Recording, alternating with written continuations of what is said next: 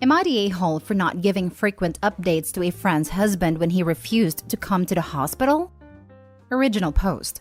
Hey, one of my coworkers/friends came to me at work and said she had bad chest pain, that she needed to go to urgent care.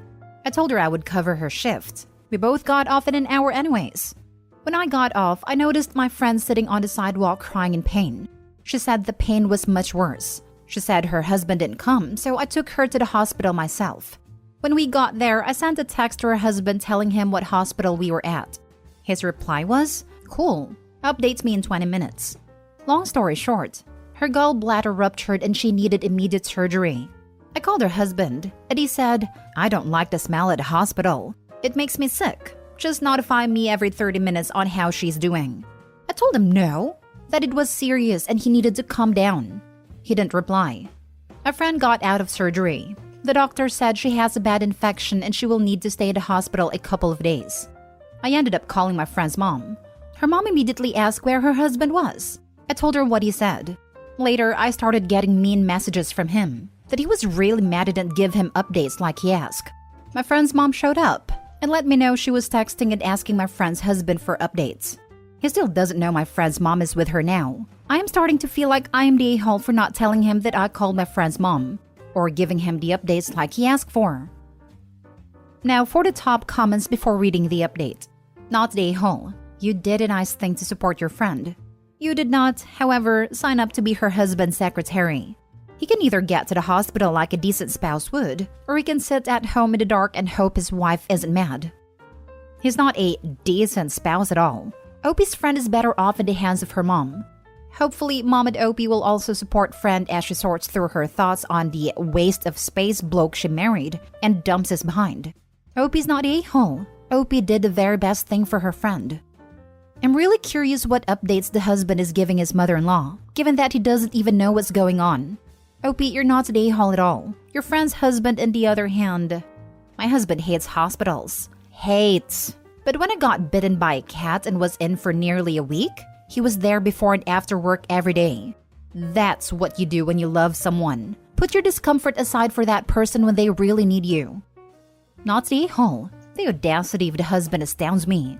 I don't like the smell of hospitals. Who the heck does? Your friend needs to re-examine her marriage because this a-hat obviously cares more about his discomfort than her health. I agree. She deserves someone who will be by her side. I can't even imagine a situation where my spouse gets sick and ends up in the hospital and I'm not there. I would literally not be able to function until I heard directly from the doctor's mouth that they will be okay. It was super scary. The doctor said normally when they remove a gallbladder, it's an outpatient procedure. Since it ruptured and she has a bad infection, it's really serious. That's why I called her mom. I'm okay being there for her, but making serious medical decisions? It should be her family, not me. I doubt the hospital would let you make any decisions since you're not family. Another big reason why that guy's an a-hole. The doctors may need to make some quick decisions, and if you hadn't gotten her mom there, they'd have to delay till they could talk to somebody. Not the a-hole. What a poor excuse for a husband that man is. I hope this is the wake-up call that she needs to leave him. At first, when I found her, I thought maybe he was stuck in traffic or couldn't leave work. Now I'm wondering if he just didn't want to drive her? Now for the update. My friend is doing better today, and she has decided to separate from her husband. When I went to visit, I got the whole story. When my friend's sister and brother-in-law went to my friend's apartment, they found her husband there playing video games when he was supposed to be at work. Red flag. After my friend called her husband and pressed him, he told her he quit his job and didn't want her to find out. That his job was too stressful and he didn't want to work anymore. He lost his health insurance once he quit. Thankfully, we have health insurance through our company, so my friend is covered. My friend said this was the final straw. She said he does nothing to help their family. They have a 2-year-old daughter he dropped off to the babysitter early this morning, even though he was home. Grown-up daughter. Mommy, why did you and Daddy divorce all those years ago? Mommy. Well, he left me crying on the side of the road with a ruptured gallbladder. And you with a babysitter while he stayed home and played video games after he secretly quit his job. I would like to add, now sweetheart, this is why we don't marry a slug. But odds are he was a horrible dad before divorce. He's probably gonna be a crappy dad post-divorce. The kid won't have to ask her mother why, when she can see with her own eyes what a deadbeat her dad is. No questions needed when the truth is quite evident. Thanks so much for the update. I'm glad she seems to have a good support system, and really glad she's getting out now while the situation is egregious. Otherwise, waiting out those malingering unemployed men can sap the energy and spirits of anyone living with them. Jesus, I was feeling pretty horrible about being single earlier. I feel better now. Glad your friend is doing better and dumping this loser. I'm happy to help. Now for the last story. Update. Am I the a-hole for not attending my friend's wedding on the day of my family's death anniversary? Original post. 7 years ago, I, 35 female, lost my husband, daughter, and mother to a car accident. They were hit by a drunk driver that drove through a red light and killed all of them on impact. Their deaths greatly affected me, and if it weren't for my friends and years of therapy, I would be in a much lower place. I am very thankful for their support and have been able to process my grief properly. 2 years ago, I took a job offer that provided me more benefits than my current one and moved far away from city to another. I travel back to occasionally meet up with friends, and of course to visit my family's graves on their death anniversary. It is a 7-hour car drive or around an hour by plane. Due to COVID, last year I drove to avoid contact with people and stayed at my old house. This year I plan to do the same thing, but ran into an issue with my friend having her wedding in my old city. A friend, Amy, 33 female, announced she was engaged last year to her boyfriend of 3 months. A friend group and I were quite shocked, as we never even met him nor did we know she was dating anyone, as we usually tell each other. But nonetheless, we congratulated her, and were happy for her. They were supposed to have their wedding last year but couldn't due to COVID and postponed it to this year. We are not in US, by the way, and COVID cases are now less than 10 here in my country. We are allowed gatherings of less than 15 people, and that is what Amy decided to do for her wedding. About a week ago, Amy called me privately to tell me her plans for the wedding. She told me that she's having it on the same day of my family's death anniversary and would like me to not visit their graves and just attend the wedding instead. I was quite shocked that the wedding was planned that specific day and questioned as to why she picked that day. Amy told me she just liked the number 8 and told me that I can't just gatekeep a certain day. Then I asked her why can't I go visit my family's grave, and she told me that she doesn't want my sadness and grief to take the attention at her wedding. I was incredibly stunned at what she said. I know I am quite emotional, but I know how to compose and behave myself at certain events. Here's where I think I am the a-hole. I told Amy that unfortunately I will not miss out on visiting my family's graves. I tried to ask for a compromise and told her that if my emotions were that much of a problem, I'll attend their graves after the wedding was over. But she said she wants my support for the entire day and dedicated towards her, but she'll think about my offer. It's been a week and I have not heard from her. I feel like I should just go to the wedding to keep the peace as I owe it to her, especially after all the support and love she gave me after my family's death. But it still doesn't feel right to just attend the wedding and forget about my family. Would I be an a-hole if I told her I won't be attending the wedding at all if she hasn't reached a decision? Now for the top comments before reading the update. Not the a-hole. I am so sorry for your loss. But I have a question. Why is Amy allowed to gatekeep that day for her own, but not you? After all, her wedding anniversary will be on that date from now on. Will she try to force you to forget about your loss every year? I think it's really insensitive and selfish of her. And trying to control your emotions in addition to your actions. She doesn't only want you at her wedding. She wants to control what you do with the time you're not at her wedding. As if that would stop you from being sad. This, Amy gets zero say in what you do with your day. Go to your family's graves and do your usual ritual. Then go to the wedding. If she asks, tell her what you do when not at her wedding is none of her business. In fact, text her that right now and withdraw your compromise. You don't need to compromise with her for Pete's sake. First off, my heart goes out to you. I can't imagine what it's been like to go through what you've been through. As to the question, she told me that she's having it on the same day of your family's death anniversary and would like me to not visit their graves and just attend a wedding instead. And that's the point at which I knew she was the a-hole. Had she unknowingly picked the same day, invited you, and only found out too late, that might have gotten close to no a-holes here. But deliberately picking the day she knows you grieve on? No, that's not the action of a friend. You aren't gatekeeping that day. She and others can do what they like.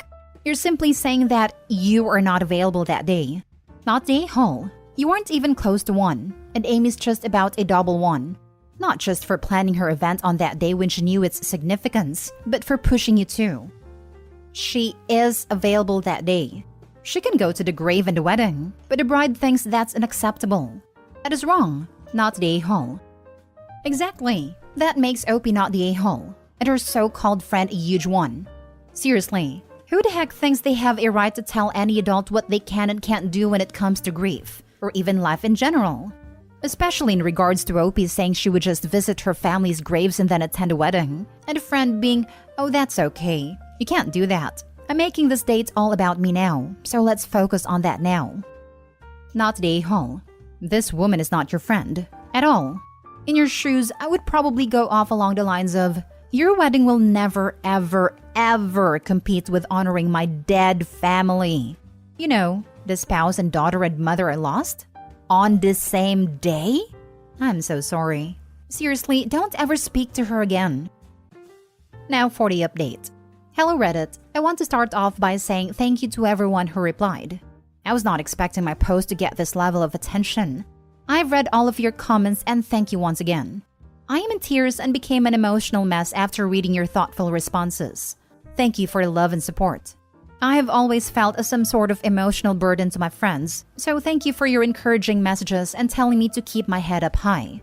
Even though we are all strangers on the internet, it sort of felt like I had gained a new family. My heart goes out to the people who have messaged me privately of their experiences with losing their loved ones to drunk driving as well. Please know I have felt your pain. You are not alone in this, and I wish you all the love in this world. Now for the update. I did what some of you suggested and called my other friends to let them know what Amy had asked of me. They were quite livid and angry for me, as they had no idea what Amy was planning for the wedding. We arranged a Zoom call with her the next day to discuss why she being so insensitive to me. Well, the call was quite the battle. It started off calm, then Amy just blew up.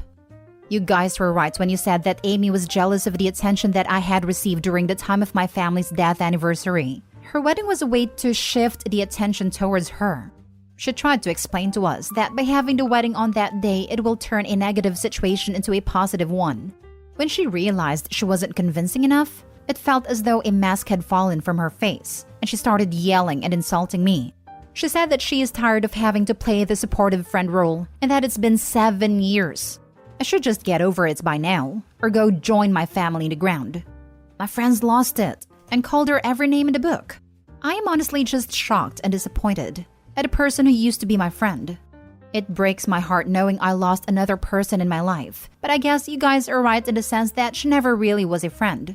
I now look back at our friendship and realized it was often one-sided on my part. I wish it didn't take me so long to realize it.